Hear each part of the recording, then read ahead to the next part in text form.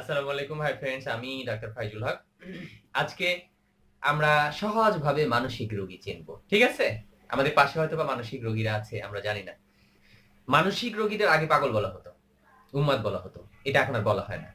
কারণ প্রত্যেকটা মানুষের সত্যি তার নিজস্ব একটা সম্মান আছে। যে মানসিক রোগী, উনি তো নিজে জানে না যে উনি পেশেন্ট। জানে বলেন? জানলে কেউ মানসিক রোগী হয়? বা মানসিক সে ঐরকম আচরণ করে, অস্বাভাবিক আচরণ করে না। এইজন্য আমরা তাকে আর পাগল বলি না এখন আর।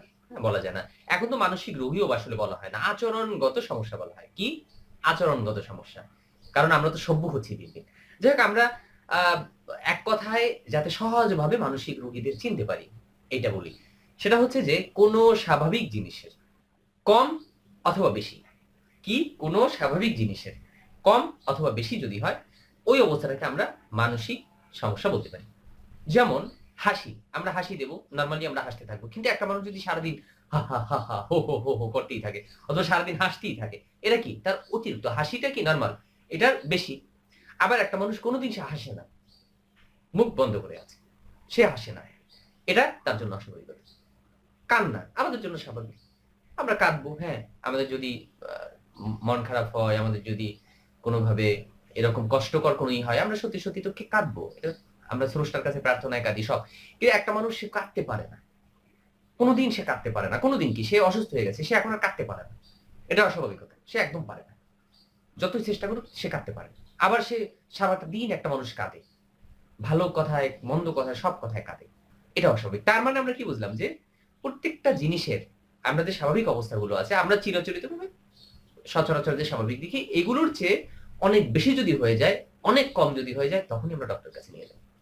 বাচ্চারা চঞ্চল হয়। অতিরিক্ত যখন চঞ্চল হয়, তখন এটা অস্বাভাবিক। যখন একদম চঞ্চল হয় না, চুপচাপ থাকে, তখন এটা অস্বাভাবিক। ঠিক আছে? আর প্রত্যেকটা অস্বাভাবিকতাই হচ্ছে মানসিক সমস্যা। আবার এখন তো কথায় মুড নাই। ভালো লাগে না। আমার ছেলে বলে, আমার বড় ছেলে, ও বলে, "বাবা আমার ভাল লাগছে না।" তো কি করলে ভাল লাগবে? "বাবা একটু গেম খেলতে দাও, ভাল লাগবে।" হ্যাঁ, এটা হচ্ছে কিন্তু একটা মানে গেম খেলার একটা আরকি ভালো না লাগা। বাট কিছু মানুষ আছে কোন কারণ ছাড়াই ভাল লাগছে না। সারাদিন তার ভাল লাগছে না। সারাটা দিন তার অস্থির লাগছে। এটাও কিন্তু মানসিক প্রবলেম। ভালো না লাগা, তার মুড অফ, মুড নাই। হ্যাঁ, কোন কাজে সে মজা পাচ্ছে না। হ্যাঁ, এটাও মানসিক সমস্যা।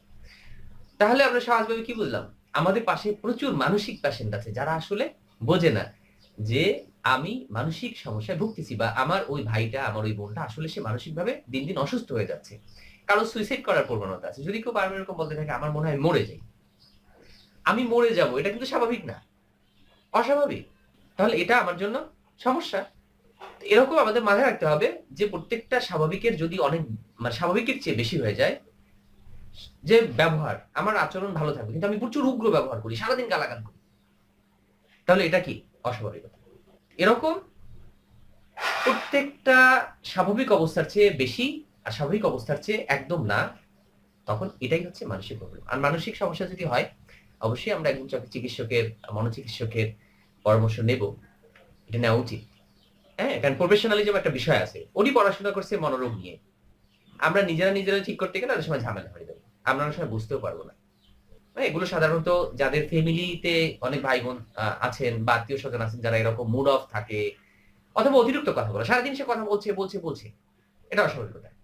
আরেকটু কথা না বললেই নয়, সেটা হচ্ছে হাত ধোয়া। দেখবেন যে কিছু মানুষ আছে হাত ধুইতেই থাকে। হাত মনে হয় পরিষ্কার থাকে। পরিষ্কার-পরিচ্ছন্নতা।